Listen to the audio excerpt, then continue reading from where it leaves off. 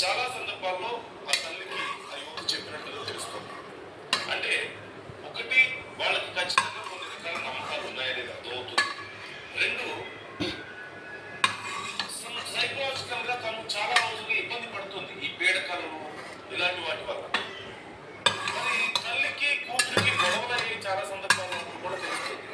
ఏ విషయంలో గొడవలు అయ్యాయి అనేది ఇప్పుడు బయటకు రావాల్సిన విషయం. రెండోది, ఒక యువకుడు పరిగెత్తుకుంటూ వెళ్ళాడు ముందు, అది ఆ విషయంలో కంటే ముందు మీకు ఆ యువతి, sorry to say this but it's very harsh, యువతి నగ్నంగా అక్కడ పరిగెత్తున్నటువంటి విజువల్ అది మేము చేసాము.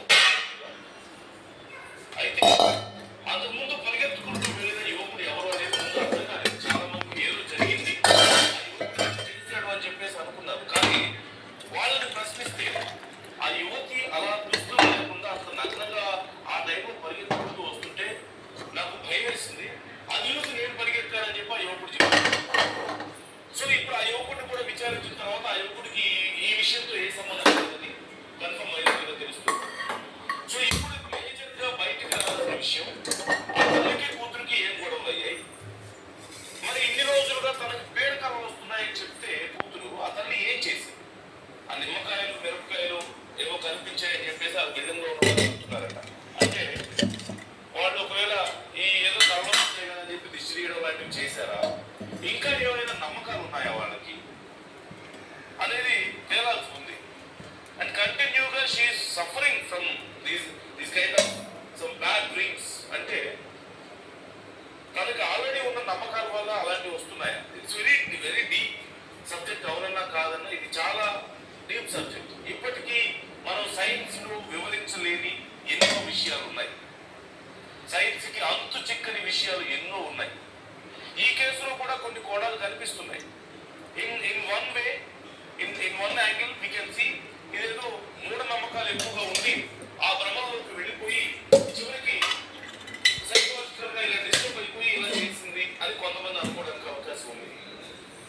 మరికొంతమంది షీఈస్ మెంటల్లీ నాట్ బ్యాలెన్స్డ్ ఏమో అని అనుకోవడానికి అవకాశం ఉంది. మరికొంతమంది ఇంకేమైనా ప్రాక్టీస్ చేశారా,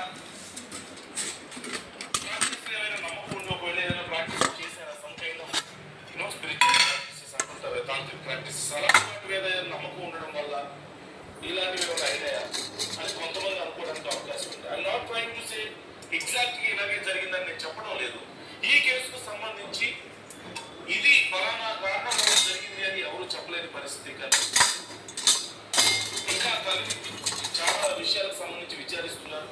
అండ్ మేజర్ గా తేజస్వికి సంబంధించిన ఫోన్ కాల్ డేటాని కనుక పరిశీలిస్తే, కాల్ డేటా తన వాట్సాప్ రిమైనింగ్ డేటాని కనుక పరిశీలిస్తే ఖచ్చితంగా ఈ విషయానికి సంబంధించిన ఏదో ఒక ప్రూఫ్ బయటపడే అవకాశం అధికారులు భావిస్తున్న విరోధిస్తూ. So what do you think? ఇక్కడ ఆర్టీవీ అడిగిన ఫస్ట్ కూడా ఇది, ఇక్కడ ఆర్టీవీ అడిగిన ఫస్ట్ కూడా ఇది, మీరు మూడు రకాల క్వశ్చన్స్ అక్కడ ఇచ్చారు. మూడు నమ్మకమా, లేదంటే ఫెయిల్యూర్ ఇన్ లైఫ్ ప్రొఫెషన్ ఏదైనా బర్డెన్స్ వల్ల, లేదంటే దేవుడు పిలిచాడని చెప్పేసి ఆ యువత చెప్పింది అంటారు, అలాంటివి ఏమైనా నమ్మకాలా అని అడిగితే మూడు నమ్మకం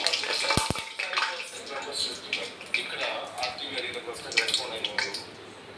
సో ఇప్పటికైతే ఈ కేసు